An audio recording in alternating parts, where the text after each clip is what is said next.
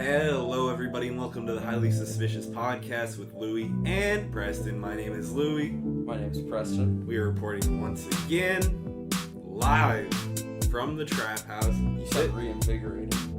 I just came back from vacation. You know what I'm saying? I definitely feel invigorated. My back is fucked up. I'm sore. I'm sleep deprived. But this is gonna be one of our last podcast in this studio space that we've been using since we started. Preston's been kind enough to lend us, and by extension lending you all, this podcast space, this extra bedroom that we've soundproofed really well, has some fucking beautiful art, some of the most character in any room, so much so that a lot of people said that we should have a video version of this just so we could encapsulate the energy of this room, like how we do it. Honestly though, but a new studio will be nice. It'll be crazy. The plan was always to put the studio in my apartment whenever I got one with an extra bedroom. Me and Caroline just moved in together, and we have this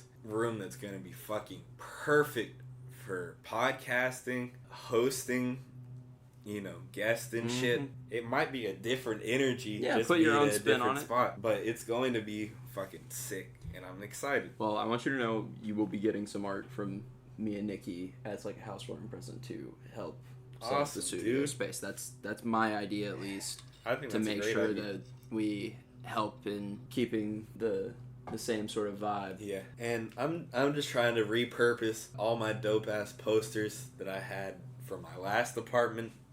I told Caroline that the baby Keem melodic blue poster, I don't care where it goes, but it has to go up somewhere. Going somewhere. If it goes in the bedroom, the living room, the kitchen, the bathroom, I don't give a fuck. It's going somewhere. As far as some of the other posters, I don't know if how willing she is for me to put up the Zathura poster anywhere in the apartment. I don't know if she's going to be down for that.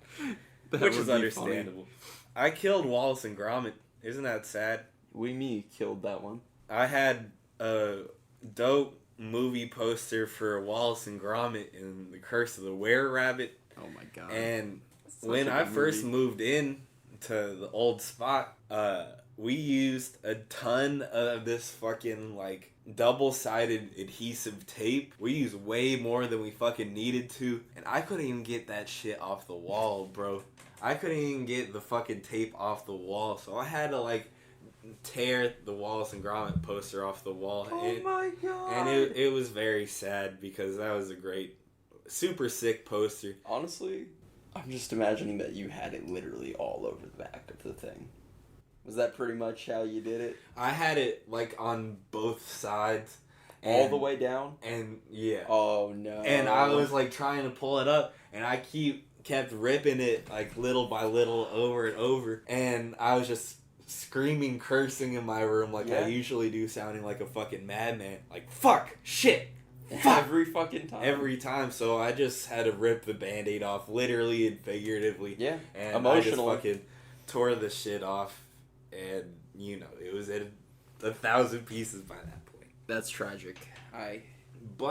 I'm sad for your loss. I also used adhesive tape on the Transformers poster, but I used significantly less. Yeah. So like what we did was like we fucking like cut the tape in half. So we literally used like half the fucking tape. Literally, and we were able to. I was able to get that off with minimal. Anyways, who gives a fuck about any of this? Damn, that's sad though. Nobody. Ruined your poster. Being an idiot and using way too much tape. Honestly though, for me, the equivalent experience is using the command strips, and then it's like, they advertise it as it's so easy to take off, you just pull down the little tab, whatever. Nah, I swear to God, I've always torn off a little bit of paint anytime I've used a command strip on the wall. This podcast, we have a lot of random beefs. I have beef with command strips as a brand and a company because that shit is expensive and it's fucking bullshit. Expensive. We blew a baggie fucking put in this soundproofing foam on the wall with command strips. Just for the command strips. The foam was cheap as fuck because we were able to buy it in bulk. And the worst part of it is that it didn't even fucking keep up all of them. Yeah. You're telling me I spent all that fucking money and it's still fucking falling off the wall like that? Yeah. Bruh. Bullshit ass product. Bullshit Terrible ass product. Whoever fucking let that shit on Shark Tank, fuck them. I will say, I was thinking about doing a recommendation today too, just because I had a good experience there. If you all are ever traveling to Nashville and you're like me, someone who likes to ball on a budget, go to the Hyatt House Airport. It's like the Hyatt Airport House or something like that. But it's a Hyatt, and we were able to book it on short notice for super cheap. It would cost us like $120 a night, so split 2 ways, it was like $60. It had a pool, it had a complimentary breakfast that wasn't that bad. I fuck with the It had like a whole fucking, so. It had a whole fucking like kitchen. Nice. In like the That's hotel, in like the room. Yeah. Where it had like a stove top. It had a fucking dishwasher, bro. So as far as like dope, as far as like value you're getting for cheap, yeah, don't spend $1,000 to go directly downtown, Nashville. Yeah, fuck that. Because you're not even gonna spend that much time in your room in the first place, and you're just paying for location at that point. It's just somewhere to crash. Yeah, for real. Like I definitely had an experience like that with Airbnb where I was just like, this is maybe one of the shittiest places I've ever stayed in my life. Like, I was too tall for the shower, and the shower head was already kind of just broken and trickling out and, like, spraying out. I wish I had traveled more before the fucking Airbnb just became the same price as, like, hotels. True. Because, like, during the pandemic, like, when we went to Miami, we got pretty fucking good deals on those Airbnbs that we stayed at down there. And that was fucking sick, but that was also, I think it's also about planning it out far enough in advance. Because I do think a lot of Airbnbs are just like, oh, people just want to not be in a hotel with a bunch of other people, but we can, still charge them like they're staying in a hotel, and they just have the privacy. But, like... And that's my problem with it, because I'm so spontaneous. The only way I would pay that much money for an Airbnb is if it's, like, a fucking cabin or some shit that's really unique. Because they got some crazy-ass Airbnbs out there. Yeah, like a mansion Airbnb. That would be sick to rent out just, like, traveling somewhere. Just do it for, like, a night or two. Just feel like you're balling. Yeah, I feel like... That'd be hilarious. I feel like if you traveled somewhere with, a bunch of people and you split that shit, like... That'd be 6 dope. different ways or something. Like, that would be fucking... Yeah, that would be cool to do that at some point. That'd be lit. So here's my transition. We're doing it on the fly. Segue. We're doing it on the fly today, and I'm doing pretty good. It says, on the internet, according to Soundwave, who is Kendrick Lamar's main producer, A1 since day one type of producer. Yeah. According to him, Kendrick has already begun making his new album. Oh, shit. When asked about new music, he replied, oh, we always start immediately after. Like, we're starting on the next one now. Cap.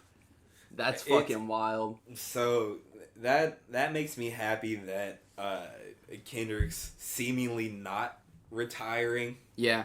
And he is just kind of doing his own thing. It was kind of vague to just say, this is the last thing I'm going to produce on this label. Yeah. Because that is vague as fuck. He could just mean, I'm done with music for now, at least. And we've been chronicling that for a while now. I feel like we've talked about that a few different times, even in the last episode, where we still weren't even sure so if last he was episode, we were talking about how long everybody on that label has had in between, like, their last shit and now. And I think it'll be really interesting to see if the next Kendrick album does come out in the next, like, 5 years. Hopefully. Hopefully. Because if it does, then it's really telling, and that actually does mean that the label was just like, fuck them to everybody. That would be very telling, Preston. I think that's an excellent point. That'd be tragic if that is the case, that label is the reason that Kendrick waited so long. If he releases like in the next 2 years, absolutely, you have to blame the label. Absolutely, it's on them. Not even if he doesn't say anything about it. That's I don't think he would say anything about it. No, he wouldn't. But it would definitely be like, oh, they fucked up, because that would also mean that if he was that ready to start producing music again, that they were just like straight up holding Kendrick back, and that's just fun. That's like, I could see so many people being just livid. So one of the things that I got out of the show that I just saw in Nashville, which I kind of slightly introduced but not really, I went and saw Kendrick on the Big Steppers tour. Baby Keem was there, and Tana Leone, who is also part of this group label thing that Kendrick is starting. Tana Leone started, and honestly, I haven't listened to that much of his music, but it was fucking awesome. Like, the crowd, like, really responded to him. Like, it sounded really good. You know, he was getting lit. It was a good opening act. And that's nice. That's good. And then Baby Keem went, and he played fucking nothing but hits. Yeah. He played Orange Soda. He played Honest. He played the hits. He played every big song from Baby Keem, which is a lot. You know what? Good for him. I think there could be a lot of anxiety around going on before Kendrick, you know? And he set the bar high. Yeah. He set the bar really high. That's what it sounded like to me, too, is like that it just got, like any good opening act, no matter if it's music or stand-up or whatever the fuck, should just get you hyped. Like, it should warm you up and get you fucking ready for, like, your entree. Like, you should be ready to go, already be vibing. And also, like, the beauty of it is, like, last time I went to a show like that, you know, it gives you time to warm up. You have a couple of drinks. Like, it's not what you're there for, so you can still go do shit. Or in me and my cousin's case, waiting for the gummy to kick in. Exactly. Slight tangent, just kind of on what you were talking about. When we went to the Beach House concert, I might have posted this on my story, or I might have sent it to a couple people, but before the Beach House concert, the opener was like this lady playing the harp, and it was really good music, but it was not the energy you want before a fucking show, because I was ready to fall asleep. Like, it was beautiful music, and I don't even want to hate on the lady, but like, Christ's sakes, you're fucking... It sounded like the music they were playing in Harry Potter to make the big dog go to sleep. That's hilarious. Honestly, I am surprised that is who they would have go on before Beach House. Beach House is already kind of sleepy.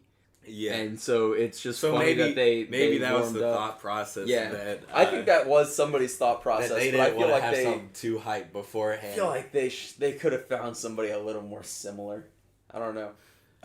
There was, the last time I was at like a big show like that was the Yum Center, and I got to see Portugal the Man, and the people who opened up for them were so perfect for it that it got me so hyped, and I was just like, honestly, I had no idea who the fuck they were before, and showed up and was like, this is good. I would have been okay if that was the only show I got to see that night, was just the opener. Yeah. Like, they were killing it. And it was also another one of those where, like, the crowd's responding really well to it, which says a lot about just somebody's ability to perform and, like, kind of read the room. Because it's really a hard position for a lot of opening acts, especially when it's okay, this is a mid to mainstream artist, and they're taking somebody that isn't wild the popular. Amount of time so that'll be the case. So they have to, almost convince people to buy in, because they've never heard this music before. And I feel like people are so opinionated when they first hear shit. People are quick to be like, I don't like something. Yeah. Well, I also think part of why the bar is so high is, like, everybody's showing up and it's almost fucked up, because it's like, if you're opening, that the audience is not there to see you. Right. Like, it's different if you're the main performer that night and you come in and you're just being like fucking worshipped by the crowd. Yeah. But the opener has to like earn the respect of the crowd. Right. From the get. Facts. That's just wild. Like, I can't imagine doing that.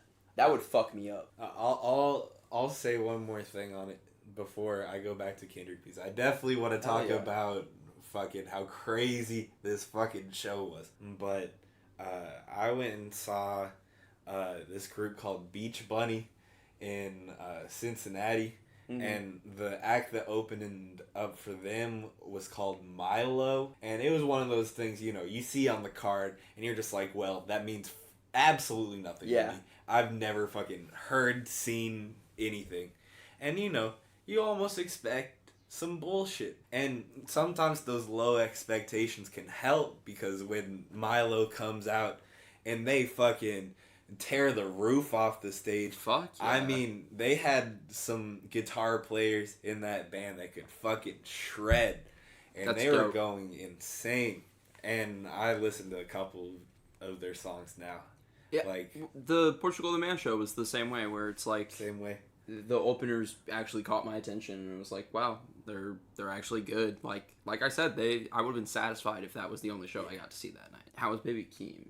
Like, so all the classics, but like, how was the performance? Because we were talking about it before, where it's like he's known for being... It was insane. He was a fantastic live performer, and I'm not breaking news on that because I feel like I've been told by other people who have gone and seen him already. Yeah, but that he just has this hear that insane, he's good at something is different just, versus like seeing why. It's just the energy because like for one, people all fuck with his songs. And I feel like all the songs he played, like, he's not, like, a manufactured artist.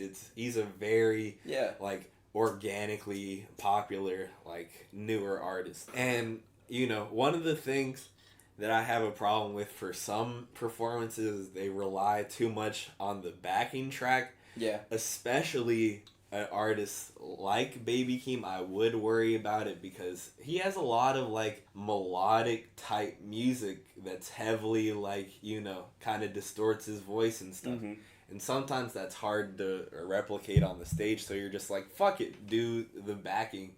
And then it's a Travis Scott show where he's just doing like ad-libs and shit. Yeah. But there was a backing track for Baby Keem, but he was performing every single song. Yeah. He was really doing the shit.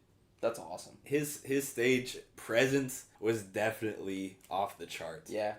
Yeah. It was just like, holy shit, you know, the whole time. Yeah. And I don't... So he really drew you in. Yeah. Nice. So he played all the hits, and in my mind, I'm just like, please play Vent. Yeah. And I don't know if you know that song like that, but it's just a song that's very aggressive. Have you ever been punched in your motherfucking face? You know, it's that song. Yeah. And in my head, I just know that would be a fantastic live song. Everybody has that song too. If you're really into an artist, you're gonna be like, fuck, there's this one song that I would kill to see live. And my friend said that song went fucking insane at the concert that they went to of Baby Keem. So I was just like, please God. And it seemed like it was almost the end of the show. Yo. And I was like, fuck, he's not gonna play it. And that was the last fucking song he played. I'm so happy for you. When I got to go see My Morning Jacket, I had a similar experience where I was like... Where there was a song. There was like... Honestly, because I had listened to every song of theirs recently. So there were some... They were fresh in my mind. And I was like, fuck, I need to see this one live. And it was... By the end of listening to all their music, it was like 3 or 4 songs, which is a lot to ask for. Yeah.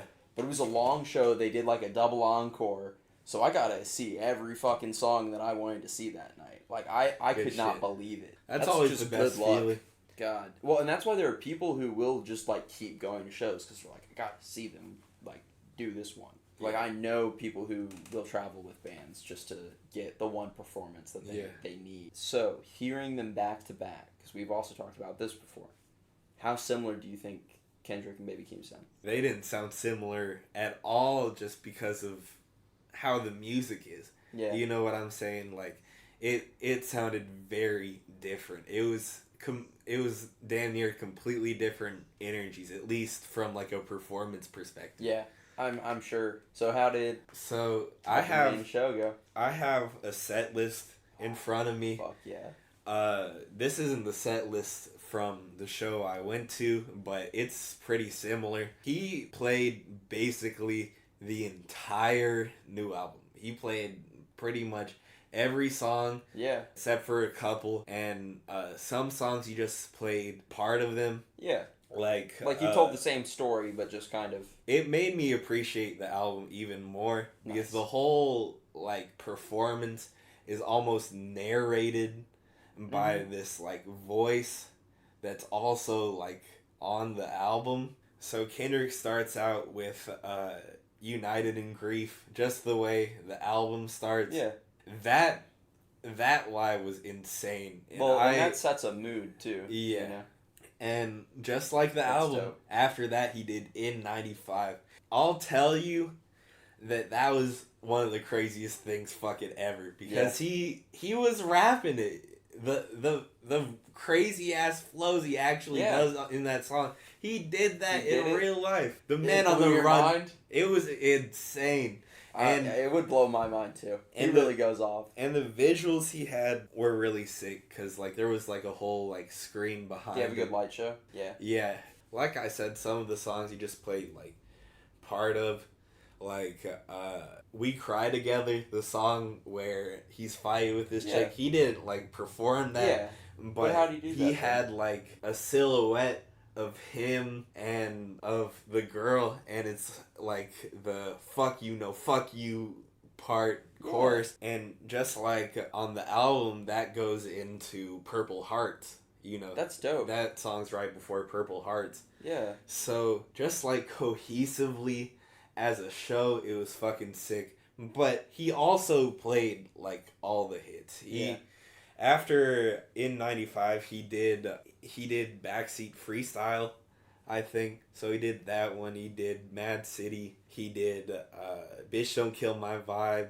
Fuck yeah. And then he did like all the hits on Damn, like DNA, Humble, Loyalty, Love. Yeah. And, there's not that much I could say about those. Obviously, it was fucking nuts. Damn. But you gotta see all of that. Yeah. That's wild. But I will say, the most fucked up thing about this whole experience, something that doesn't sit right with me till this day, was on Sunday, it was the 10-year anniversary of swimming pools. Yeah. He did not even play swimming pools. Is that not just like a squandered opportunity? The 10-year anniversary of a song, and you don't even fucking play it? Is that not crazy? Maybe he said fuck it.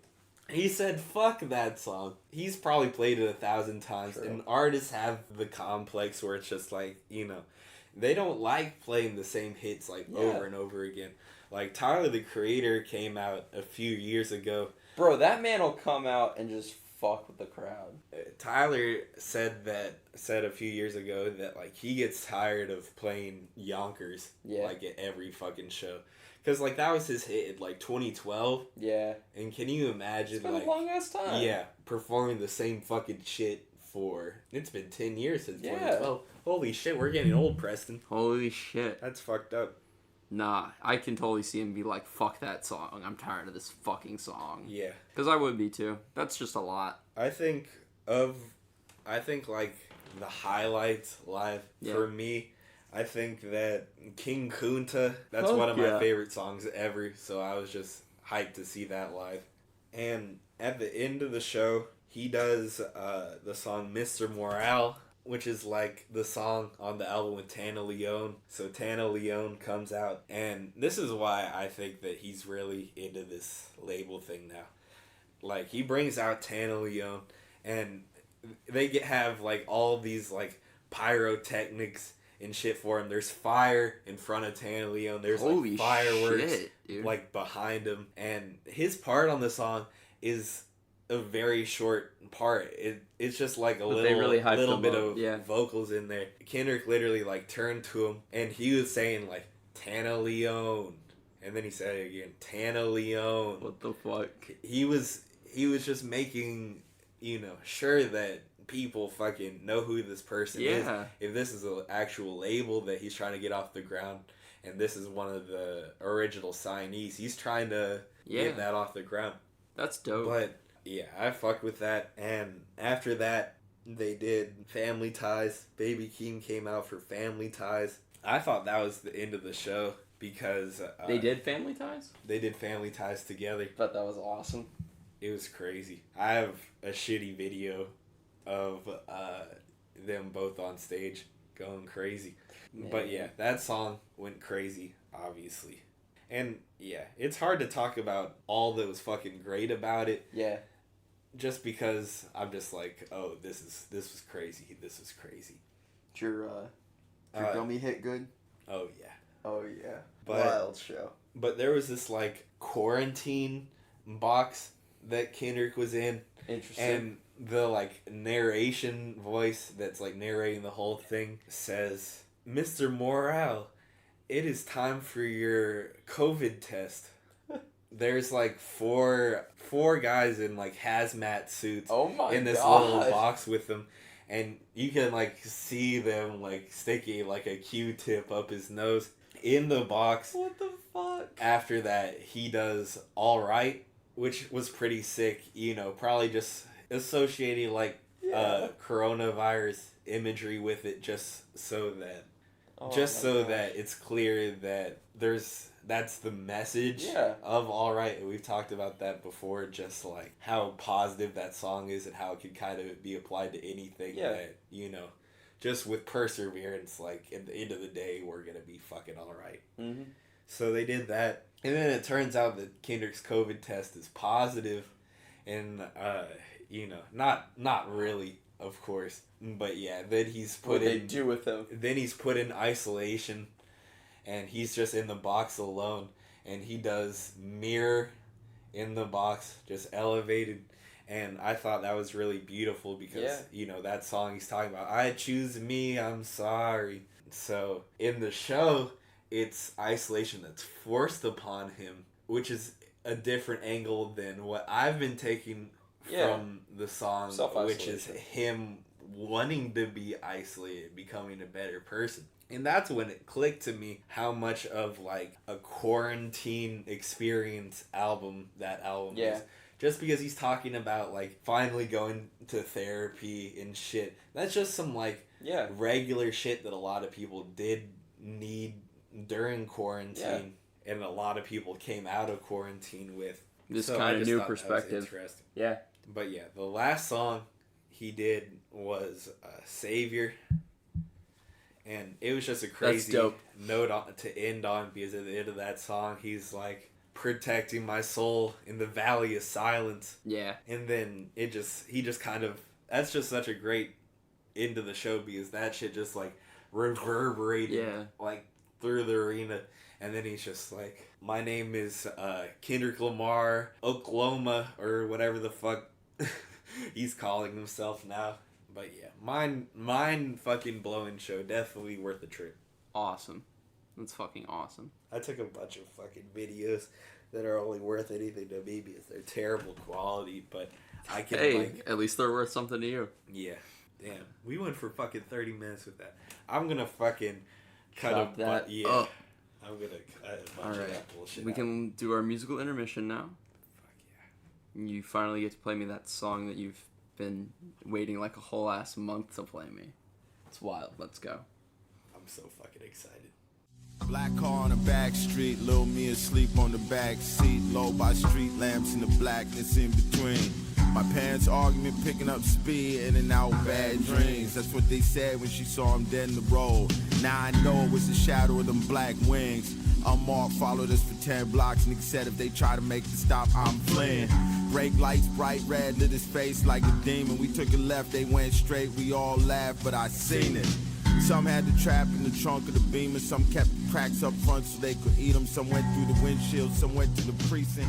Some got yapped. You just listened to Christine by Billy Woods. So Preston, I'm gonna start with you. What do you think overall thoughts of the song? Is I like this it. Unlistenable? No, it's not unlistenable. It's not unlistenable. I like it, but I like it because it's weird and I'm a weird person. Hell yeah. I like the sort of loose guitar sort of sound in the background, very vibey. I like the hidden messages and shit in there, like when I'm reading through it on Genius, like I actually am reading the lyrics and can see some of that shit, and it's kind of crazy. And it's got like because of that guitar, it's almost got this hypnotic sort of sound, and it's just a fucking trip, dude. I wouldn't say hypnotic, but it definitely like creates the atmosphere like around the song that's just fucking insane. Yeah. And I just feel like it's the perfect soundscape for like this weird disjointed story that he's telling. Because it's not, you understand what I'm talking about. It's not really like, it's hard to piece together like a linear story throughout. But I see it. Like, it's kind of crazy, because the one that really hit me was just connecting the dots that he's talking about, like, getting pulled over and shit. Yeah, right. So, I want to start with this. So, this is one of my favorite songs of the year. Definitely a top 5 song of the year. Yeah. I love Billy Woods. I've been listening to him for a little while now. And he's just one of the darkest, most nihilistic, like, underground rappers that you find. Like, this sound is so dark. Like, the beat sounds like it dusty, is dark. like it fucking, this sounds like it's something that you'd find like a dusty vinyl without a label in the corner of your house, and you're just like, what the fuck is this? But I wanted to start with the chorus.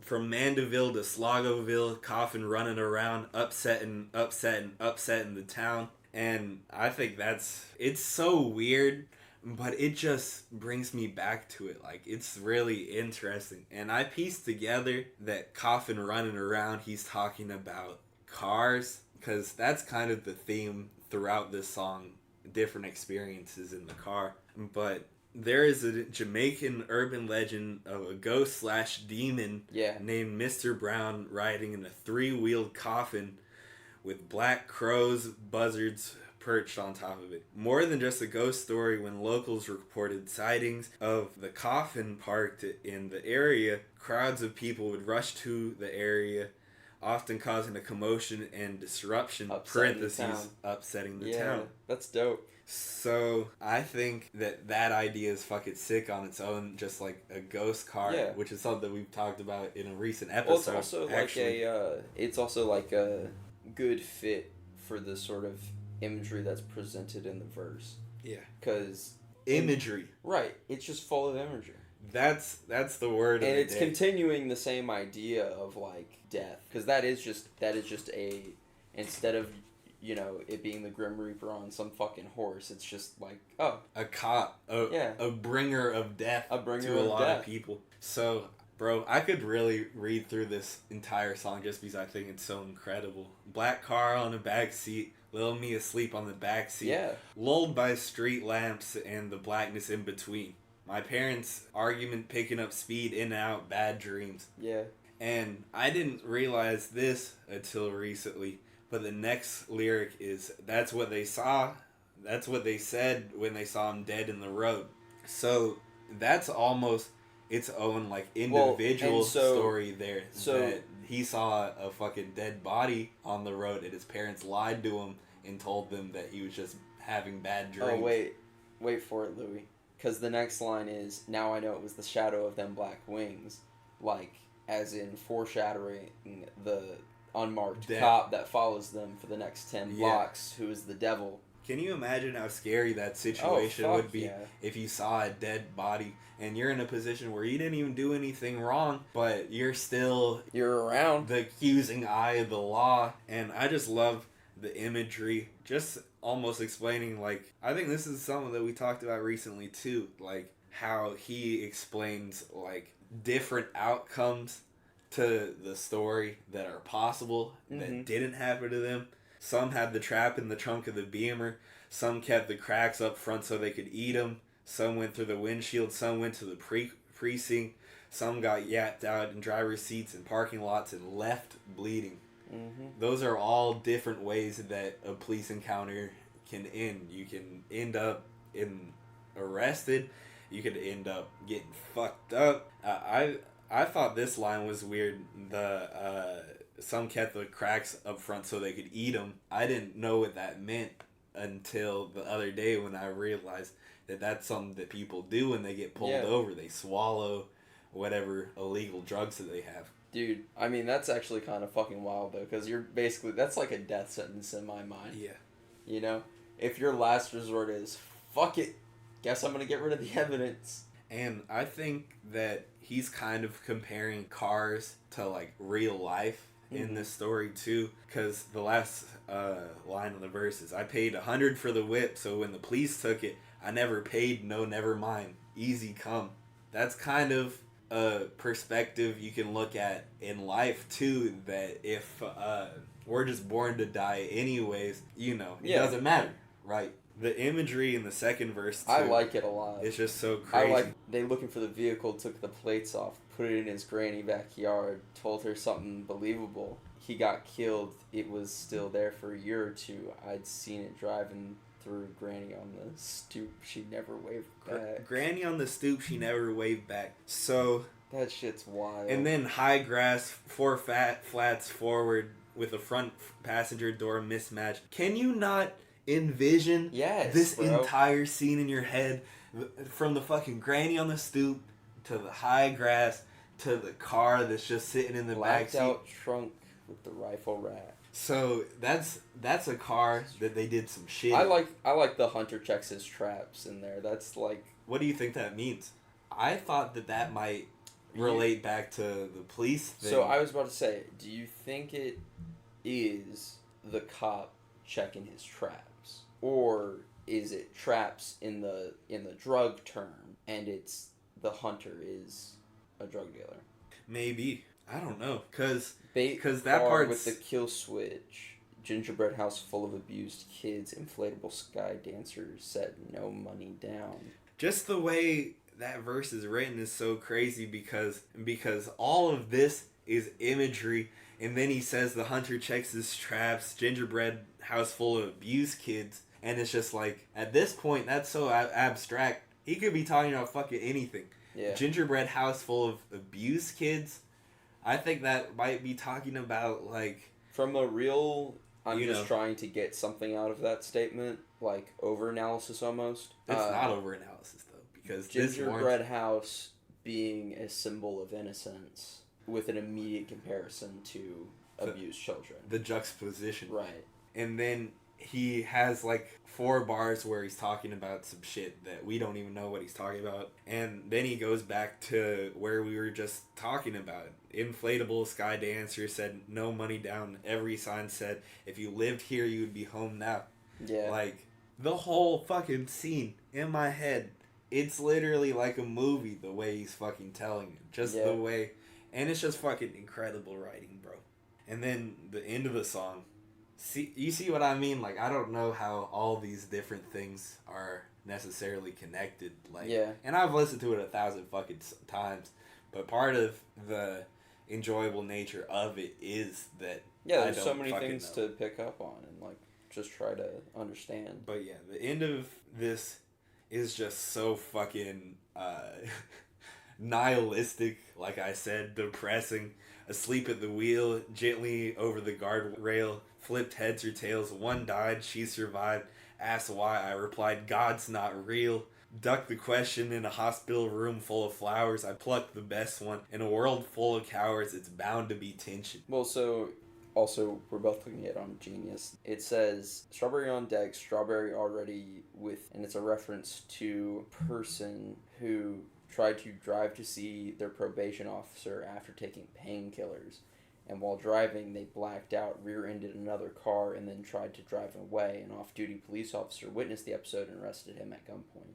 So that goes into everything that we were talking about. The one died, she survived. Yeah, because he flipped over the guardrail. Yeah.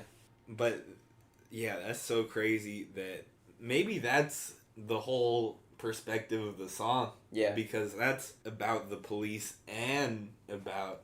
See, he just has, like, the most, like, crazy niche references that sometimes you do have to look up.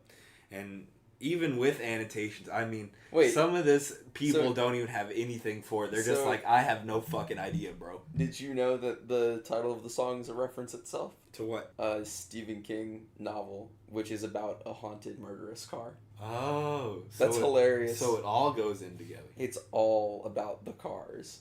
Ghost cars. There we go. Alright, I got work news. Something crazy happened at my job today while I wasn't there, of course. We have crazy customers. I'm going to preface this. I was literally ranting with one of my coworkers the other day about how people in that area of town are just fucking weird and old and wealthy and don't give a fuck. Uh-huh.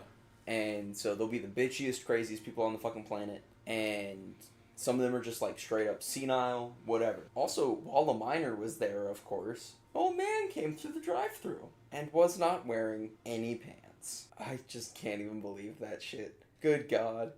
But no. Do you think he's using senile as an excuse to be a flasher? So, wait for it. Call the cops. You know, one of them, saw him, absolutely knows that this motherfucker was not wearing pants. Another person was like, yeah, I definitely saw, pubes. And so he was not wearing anything. Unsurprisingly, the pigs did not do anything about it. The dude paid with cash and was wearing sunglasses. And just got a black coffee because he wanted to do it. That seems planned to me. Sunglasses, paying with cash, getting the fastest thing possible. And there are sick motherfuckers out there who would really plan something like that just to fuck with people and see if they can get away with it, and they get off to it and whatever. And one of my coworkers you should have spilled it on him. And genuinely, I would have. I straight up would have. And, that is, honestly, I think the most fair pain that man could receive. If they do catch him, I just want to see him, and I'm, we should just get to dump an entire fucking urn of fresh coffee all over his balls. Because fuck that dude. I want him to suffer. What if it was just some senile guy who just forgot to put on his pants? Where he was, and he fucking... in the car? With no pants on? Got black coffee, his favorite drink, fucking poured all on his nuts, and now he doesn't have a dick anymore. That would be on your conscience, Preston. So I should show mercy. No. That's the Jedi way. Dude, no. The fucking kids at work are my own children. If somebody does something to them, I will defend them. They're too innocent for this world. Yeah. Good God. I really wish it had spilled on him. I hope it did spill on him as he drove away like a prick. I was literally... I don't even know how I would have reacted if I was there. I would have taken a picture of his license plate. That would have been the smartest thing to do. I mean, even if he did do it accidentally, nobody wants to see all that. True. Somebody, if he is senile, I would fucking track him down and fucking find somebody to talk to and be like, you gotta do something about this. You can't let somebody who's so senile he can't put his fucking pants on drive around in the car. That's simple. And that could be a reason why he would have cash. Just imagine his senile ass getting pulled over on his way back. He's got the coffee, fresh coffee, and gets pulled over and just doesn't even realize that he doesn't have pants on. And is they're like, sir, step out of the vehicle. It's just flapping around, and he's like, oh my God. And his nuts are sagging to his fucking knees. And the cop's just like, what the fuck? What the fuck is happening? Because, even if I was in a position of authority, I don't know how I would deal with an individual like that. And this is the shit that people have to put up with at work? Good God. There was a lady the other day who came through and was just ranting. Straight up. About what? Did not order. I was just like, what can we get started for you? And she just immediately goes into a rant about our cups. And how she spilled it all over her pants the other day, and she got it in one of the hot cups to make sure that was a little more secure last time, and it seemed smaller, and she felt like she was getting swindled because it was a smaller cup in her head. And I was like, no ma'am, the conclusion was I had to just say, no ma'am, our medium cup size and for our hot drink and our ice drink is the same amount of ounces. It might look a little different, but things can be wider. and shorter and have the same amount of fucking space in them. That's how geometry works, lady. God damn it. But it took her 5 minutes to order because she just wouldn't shut the fuck up about it. And she was like, and I called your headquarters and they said that they're changing suppliers to save money.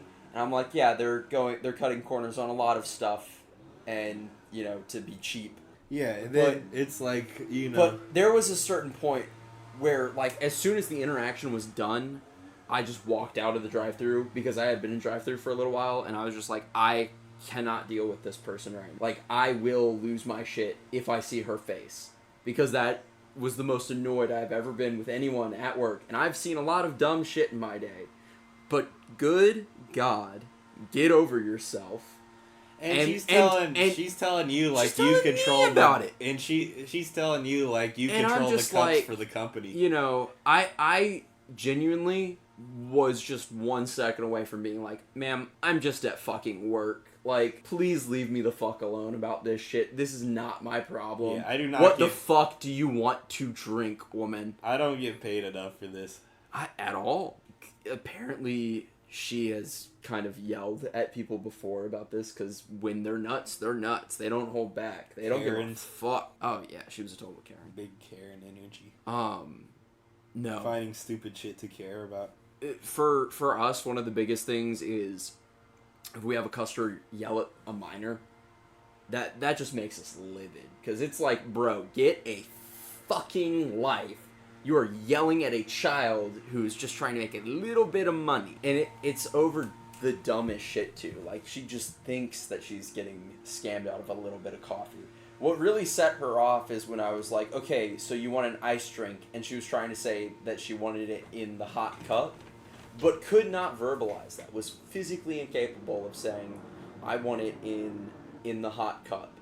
Because I had the ice cup spill all over the place. Which those lids do suck. I understand.